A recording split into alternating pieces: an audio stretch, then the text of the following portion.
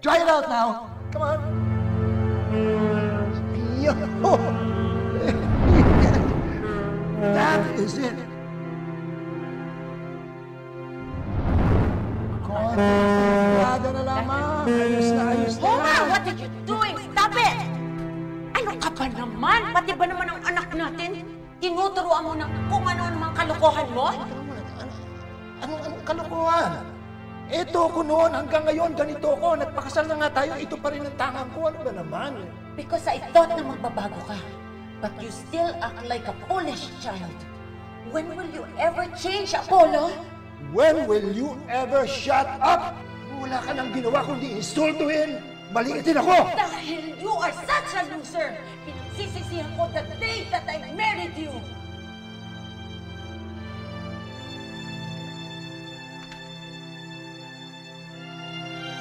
Papa!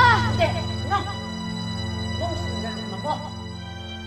At tandaan mo, ayokong makita ka na magpa-play ng saxophone. Never!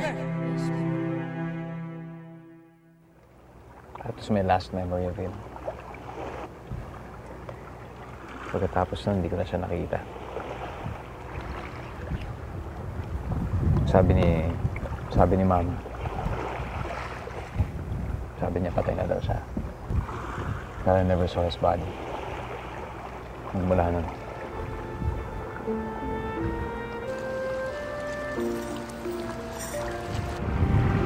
Kaya pala nahilig ka rin tumugtog ng sax. Mahal ka sa papa mo.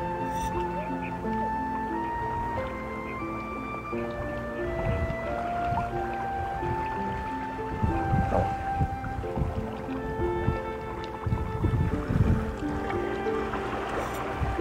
Pag tumutugtog ako ng sax, saka ako siya naaalala. Parang buhay siya. Yun ang pakiramdam. Pero dapat hindi umalis ang papa mo. Dahil ko ako ang papa mo, hindi man ako nagpaalam sa'yo. Pero sasabihin ko, salamat sa lahat-lahat. Maikli lang ang buhay, Homer. Hindi mo alam kung kailan ka mamamatay. Kaya dapat, sa tuwing magpapaalam ka, palagi mo sasabihin, salamat sa lahat-lahat. Sabihin mo nga, salamat sa lahat-lahat. Salamat sa lahat-lahat. Salamat sa lahat-lahat. Salamat sa lahat-lahat.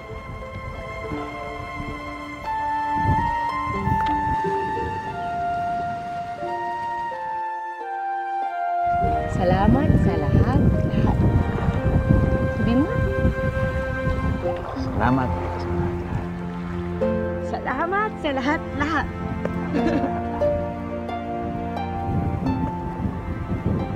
Isa pa? Salamat sa lahat-lahat. Sabi mo! Salamat sa lahat-lahat.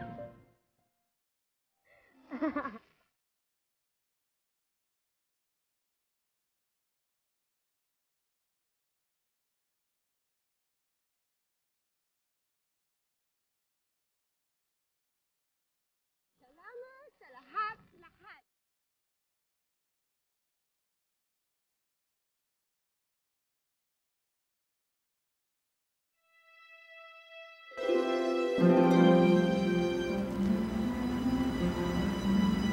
Salamat, Proserpina.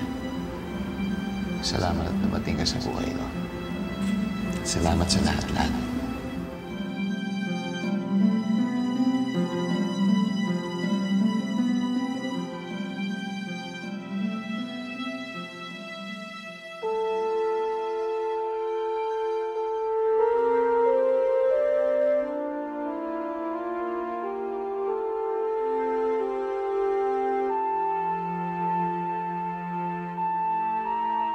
Kung mahal kita, di kita yayakapin.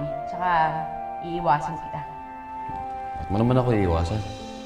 Dahil hindi ako pwede magmahal.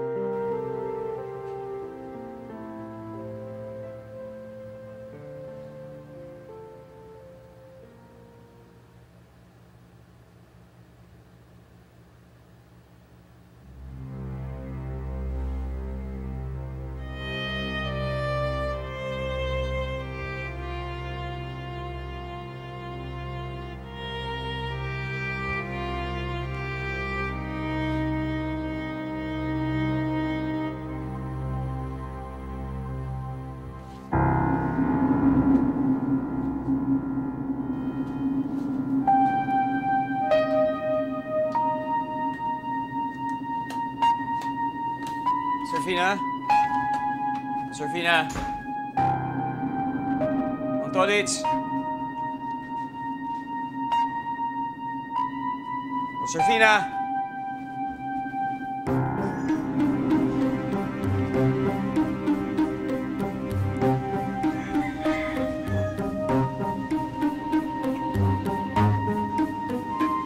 Ubos? As in, ubos yung laman ng wallet mo? Wala, pagising ko, wala na si Proserfina. Hindi ko alam kung siya kumuha ng pera ko ng wallet ko, pati kotse ko wala dito. Hindi ko alam kung siya kumuha. Eh, sino pa ba magnanakaw no kundi siya, di ba? Baka yung talaga balak niya. Pag nakawang ka. Ikaw naman kasi, ang bilis mo magtiwala eh. Good luck kung magpapakita pa sa'yo yun. Wala na yun, tinakbuhan ka na nun. Manang, may tawag ba ako? Oo, kapatid mo raw. Sige po, salamat. Ate Sandra. Parati bang si Sandra ang tumatawag sa'yo, kaya akala mo ako siya? Kuya Homer. Sorry, akala ko si Ate Sandra. Kumusta ka na? Ayos naman. Ito. Saya. Saya. O, edi okay. Kami, kuya, magbabakasyon na. Pag lumabas na ako, sunduin mo ako sa labas. Papasyal mo ako sa bayan, ha? Oo ba? Pero wala ka rin namang namimiss dito sa labas. Mas mabuti na rin dyan sa loob. Dito, lolokohin ka lang nila. Palalapitin ka lang nila. Sabay paaamuhin. Sabay pagsasamantalahan. Yan ang mga gagawin sa'yo. Hindi naman ganyan ang tao. Kuya, everyone has goodness inside them. Kahit yung mga sinasabi nilang masasamang tao, kaya huwag mo na sabihin yan. Ari, sinasabi mo lang yan dahil naive ka. Hindi mo alam ang realidad dito sa labas. Ha? Kaya mas mabuti na rin nasa loob ka. Para at least safe ka dyan. Hindi naman naloko sa'yo. Hindi ka matulad sa akin. Kuya, may problema ka ba? Pinanloko ba sa'yo kaya ganyan ka magsalita? Wala. Wala problema. Sige kuya, ingat ka. Oh, sige. Mag-iingat ka dyan, ha? Bye-bye. Bye-bye.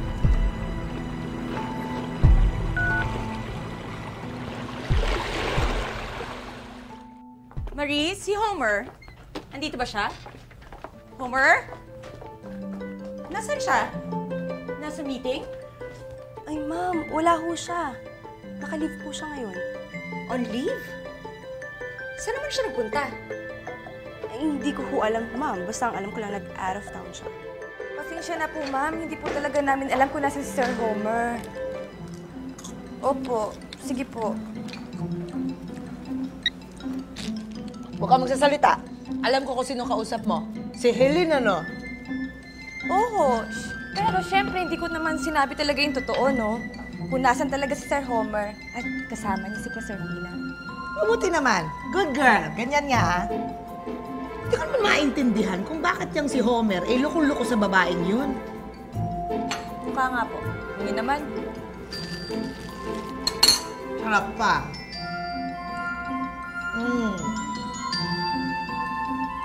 Kabulunan ka niyan.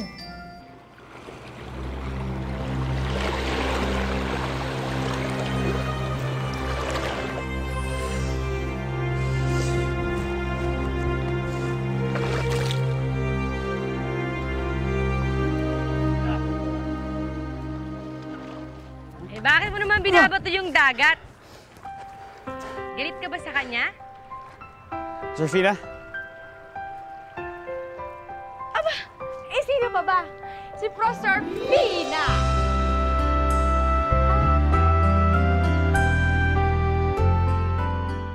Mama, do you know where Homer is? Iha, I'm sure nasa opisina pa siya. Come on. Let's go in and let's have tea. Wala siya sa opisina, Mama. Nag-leave daw ho ang anak ninyo. By the look on your face, Mama, parang hindi niya na naman alam na nawawala ang anak ninyo. At hindi niya sinasagot ang mga tawag ko. Nakaka-insulto na siya. Iha. Mama, nagdududa na ako eh. Siguro tama nga yung kaibigan ko. May ibang babae na yung anak ninyo. Oh, nakakita ka ng multo.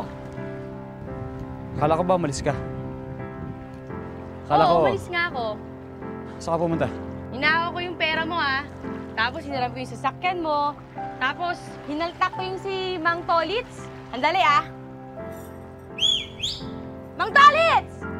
At may binili ako para sa'yo. Dalian mo, Mang Tolits. Sige na, pag muna lang dyan.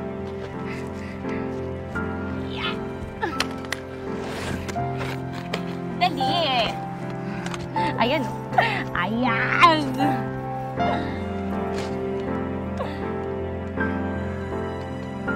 O, diba? Oh, ano ka ba? Ano problema mo? Hoy, gunggong! Pera mo pinangbili ko dito, no? Binili ko lang, pero pera mo yan. Naks! Ganda, no? Sakto. Gusto mo? Thank you. Eh, ayoko dyan. Gusto ko i-kiss mo ako sa lips. Oo na, welcome na, welcome.